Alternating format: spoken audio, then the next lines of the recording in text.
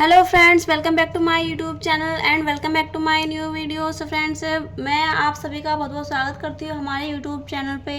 So friends, आज की video में मैं आपको बताने वाली हूँ LIC का एंडोमेंट प्लान, जिसका कि टेबल नंबर है 714। तो मैं आपको आज की वीडियो में बताऊंगी इस प्लान की फुल डिटेल्स, क्योंकि आपको जैसा कि पता ही है कि कई सारे प्लान हैं LIC में जो कि अपडेट होकर उनको एक नया नंबर दिया गया है और उसके बाद उनको लॉन्च किया गया है। तो क्या क्या उसमें चेंजेस आए हैं और क्या इसमें क्राइटेरिया होती है, क्या इसमें एज कैटेगरी आपकी होती है, टर्म क्या होता है और इसमें आपको कितना प्रीमियम देना होता है, वो सारी चीज़ें फ्रेंड्स हम लोग आज की वीडियो में डिस्कस करने वाले हैं। तो फ्रेंड्स, वीडियो में एंड तक ज़रूर बने रहिएगा। वीडियो पसंद आती है तो वीडियो को लाइक ज़रूर कीजिएगा, अपने फ्रेंड सर्कल में शेयर करना बिल्कुल भी ना भूलें। सो फ्रेंड्स, इसी के साथ साथ हमारी वीडियो की शुरुआत करते हैं। तो फ्रेंड्स, सबसे पहले अगर मैं आपको बताऊं कि ये एंडोमेंट प्लान जो है, इसमें सबसे पहले आपको क्या क्या बेनिफिट मिलते हैं। So friends, first of all आपको क्या होता है, इसमें आपको सेविंग का ऑप्शन मिलता है। यानी कि आपकी सेविंग तो होती है, साथ में आपको क्या होता है, रिस्क कवर भी मिलता है। यानी कि फ्रेंड्स, अगर आपने इस प्लान को लिया है और आपने इस प्लान में सेविंग की है, इन केस अगर बीच में कोई भी मिसहैपनिंग हो जाती है पॉलिसी होल्डर के साथ, तो उस केस में क्या होता है, उसको रिस्क कवर भी मिलता है। यानी कि आपको सेविंग के साथ साथ रिस्क कवर का बेनिफिट भी मिलता है। फ्रेंड्स, दूसरा आपको इसमें जो बेनिफिट मिलता है वो ये होता है कि ये आपका नॉन लिंक प्लान है। यानी कि शेयर मार्केट से इस प्लान का कोई भी लेना देना नहीं होता है। शेयर मार्केट के अप या फिर डाउन होने से आपका जो प्लान है उस पर कोई भी इम्पैक्ट नहीं पड़ता है। और फ्रेंड, तीसरा यहाँ पे जो बेनिफिट हमें मिलता है वो है हमारा कि विद प्रॉफिट प्लान। यानी कि आप जो भी आपका प्रीमियम देते हैं उस पर आपको LIC क्या करती है, बोनस ऐड करके देती है। अब फ्रेंड्स, जो आपके बोनस होते हैं वो दो तरीके के होते हैं, जो कि हम आपको आगे की वीडियो में बताने वाले हैं। सो फ्रेंड्स, ये कुछ बेनिफिट होते हैं जो कि आपको इस प्लान में देखने के लिए मिलते हैं। अब फ्रेंड्स, मैं आपको बताती हूँ कि इस प्लान का क्राइटेरिया क्या होता है। यानी कि हम लोग बात कर लेते हैं एज की।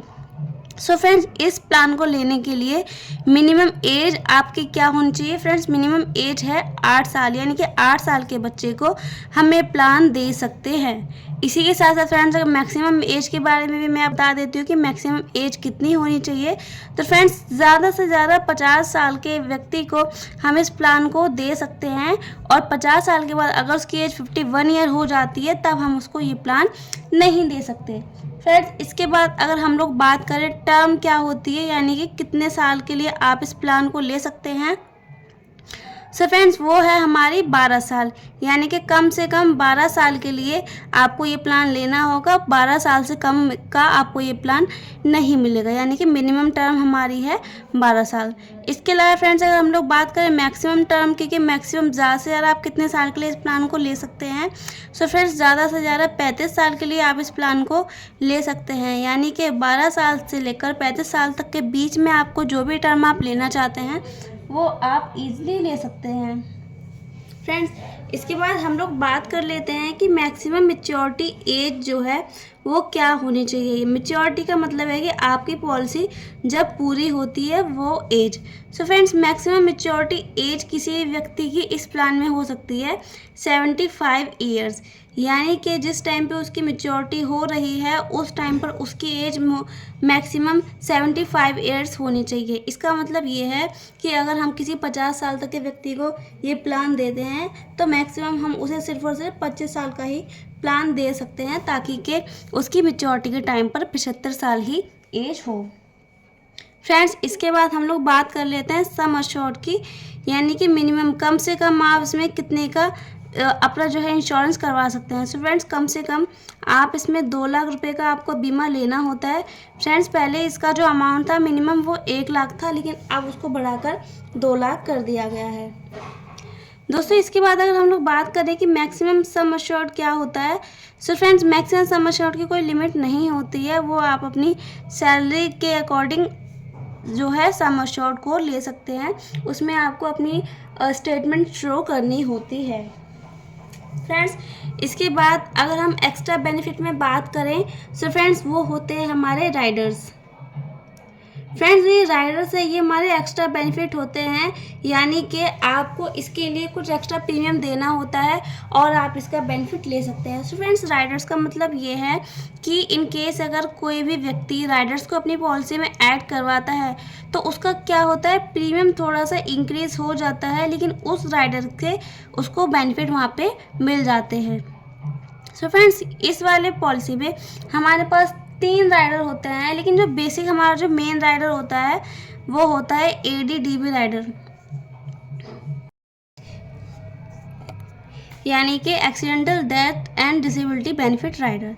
सो फ्रेंड इस वाले राइडर में हमको बेनिफिट ये मिलता है कि इन केस अगर कोई भी व्यक्ति है जिसने कि इस प्लान को लिया है, अगर प्लान लेने के बाद इन केस कोई भी ऐसी मिसहैपनिंग हो जाती है जिसमें अगर उसकी डेथ हो जाती है तो उस केस में जो नॉमिनी रहता है उसको यहाँ पे बेनिफिट मिलता है, और अगर कोई भी डिसेबिलिटी हो जाती है बॉडी में तो उस केस में क्या होता है, जो पॉलिसी होल्डर होता है उसको बेनिफिट मिलता है और उसको प्रीमियम भी नहीं देने होते हैं। सो फ्रेंड्स ये होते हैं हमारे राइडर। इसके बाद फ्रेंड्स यहाँ पे जो इसके अलावा आपको जो एक्स्ट्रा बेनिफिट मिलते हैं वो है हमारा सरेंडर का ऑप्शन। सो फ्रेंड्स सरेंडर का मतलब होता है अपनी किसी भी पॉलिसी को बंद करवाना। सो फ्रेंड्स पहले क्या था कि आप 2 साल बाद अपनी पॉलिसी को सरेंडर करवा सकते थे, लेकिन अब LIC ने क्या है उसको टाइम पीरियड को कम कर दिया है 1 साल। यानी कि अगर आपने अपनी पॉलिसी ली है और आप उस पॉलिसी को नहीं चलाना चाहते, सो फ्रेंड्स 1 साल बाद भी आप अपनी पॉलिसी को सरेंडर कर सकते हैं, बंद कर सकते हैं, तो आपको आपने जो भी पैसा दिया है उसका लगभग 40-50% आपको रिटर्न मिल जाएगा। तो फ्रेंड्स ये है हमारा सरेंडर का ऑप्शन। इसके बाद फ्रेंड्स अगर हम लोग बात करें लोन के बारे में, सो फ्रेंड्स इस पॉलिसी में आपको लोन का भी बेनिफिट मिलता है, और फ्रेंड्स सेम जैसे कि 1 साल बाद अपनी पॉलिसी को सरेंडर कर सकते हैं, उसी तरीके से 1 साल बाद आप अपनी पॉलिसी पे लोन भी ले सकते हैं, और जो लोन का अमाउंट है वो जो भी आपका प्रीमियम होगा उसका 80 से 90% आपको लोन के रूप में मिल जाएगा। दोस्तों इसके बाद हम लोग बात कर लेते हैं कि इसमें आपको इनकम टैक्स के अंदर में क्या बेनिफिट मिलता है। सो फ्रेंड्स इनकम टैक्स के अंडर में आपको 2 तरीके के बेनिफिट मिलते हैं। पहला बेनिफिट होता है रिबेट, यानी कि जो आप अपना प्रीमियम पे करते हैं उसके तहत आप रिबेट ले सकते हैं अंडर सेक्शन 80C के तहत। और फ्रेंड्स इसी के साथ साथ जो आपकी मैच्योरिटी है वो मैच्योरिटी भी आपकी क्या होती है, टैक्स फ्री होती है अंडर सेक्शन 1010D के तहत। सो फ्रेंड्स मैच्योरिटी भी आपकी टैक्स फ्री होती है और आपको रिबेट भी मिलता है, आपके प्रीमियम आप जमा करते हैं उसके अंडर में। तो फ्रेंड्स ये तो थे इस प्लान के कुछ बेनिफिट और सारी चीज़ें मैंने आपको बताई हैं। इसके बाद फ्रेंड्स अब हम लोग बात कर लेते हैं इस प्लान को एक एग्जांपल के साथ समझ लेते हैं, ताकि आपको अगर कोई डाउट रह गया हो तो वो भी क्लियर हो जाए। सो एग्जाम्पल के लिए फ्रेंड्स यहाँ पे हम लोग मिस्टर X हैं जिनकी की एज है 30 साल, और फ्रेंड्स वो यहाँ पे टर्म लेते हैं 25 साल का, और उनका जो सम एश्योर्ड है वो लेते हैं 10 लाख रुपए का। तो फ्रेंड्स इस एग्जाम्पल में हम समझेंगे कि उनको किस तरीके से यहाँ पे मैच्योरिटी पे आउट होगी 25 साल के बाद। सो फ्रेंड्स मिस्टर X ने अगर 25 साल का प्लान लिया है और अगर वो 25 साल तक सरवाइव कर लेते हैं तब उनको क्या मिलेगा। सो फ्रेंड्स उनकी एज के अकॉर्डिंग जो उनका प्रीमियम आएगा ईयरली, फ्रेंड्स वो उनका प्रीमियम होगा 41,260 रुपये साल का। सो फ्रेंड्स ये इनको देना होगा 25 साल तक। 25 साल फ्रेंड्स पूरे होने के बाद जैसे ये 25 साल इनके पूरे हो जाते हैं उसके बाद इनको मैच्योरिटी के तौर पर इनका अमाउंट जो है वो पे आउट हो जाएगा। तो फ्रेंड्स इनका वो अमाउंट क्या बैठेगा, फ्रेंड्स अमाउंट में सबसे पहले तो इनका सम एश्योर्ड हो जाएगा 10 लाख रुपये का। उसके बाद फ्रेंड्स जैसे कि मैंने आपको बताया था 2 तरीके के बोनस होते हैं, तो जो पहला बोनस इनका बनेगा वो बनेगा 11,25,000 रुपये, और फ्रेंड दूसरा बोनस है इनका वो इनका बनेगा 4,50,000 रुपये। फ्रेंड्स पहला ही हमारा बोनस होता है और दूसरा हमारा होता है फाइनल एडिशनल बोनस। और फ्रेंड्स अगर हम लोग इसका टोटल करेंगे तो इसका टोटल होगा 25,75,000 रुपीज़।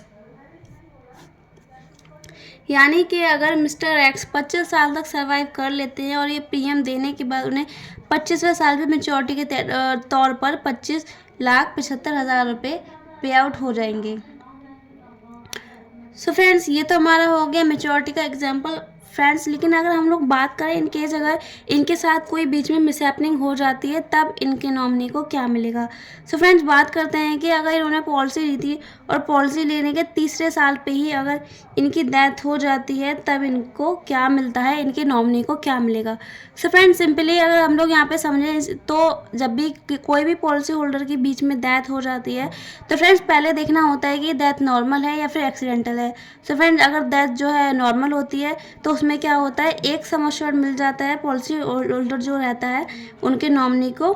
और अगर जो डेथ है वो है एक्सीडेंटल है तो उस केस में उसका 2 गुना हो जाता है, यानी कि 20 लाख रुपए पे आउट हो जाएंगे और पॉलिसी यहाँ पे क्लोज हो जाएगी। अब फ्रेंड्स, ये मैं आपको समझा देती हूँ कि जितनी लंबी पॉलिसी चलेगी, यानी कि अगर पॉलिसी लेने के 10 साल बाद डेथ होगी तो उसमें बोनस भी ऐड होकर मिलेगा नॉमिनी को। और फ्रेंड्स, अगर बहुत जल्दी डेथ हो जाती है 2 साल बाद 3 साल बाद, फ्रेंड्स उस केस में सिर्फ और सिर्फ सम एश्योर्ड मिलता है। नॉर्मल होती है तो एक सम एश्योर्ड मिलता है और अगर एक्सीडेंटल होती है तो यहाँ पे 2 सम एश्योर्ड यानी कि 20 लाख रुपए यहाँ पे आउट हो जाते हैं। सो फ्रेंड्स, ये था यहाँ पे एग्जांपल और आई होप आप लोगों को ये एग्जांपल अच्छे से क्लियर हुआ हो। फ्रेंड्स, अगर आप लोगों का कोई क्वेश्चन है तो आप लोग मुझे कमेंट करके पूछ सकते हैं, मैं आपके क्वेश्चन का आंसर करने की कोशिश ज़रूर करूँगी। और फ्रेंड्स, वीडियो में अगर आपको कोई डाउट है तो आप लोग मुझसे कमेंट में पूछ सकते हैं। इसी के साथ साथ मिलते हैं नेक्स्ट वीडियो में। तब तक अपना ध्यान रखिए, अपनी फैमिली का ध्यान रखिए, खुश रहिए। Bye friends.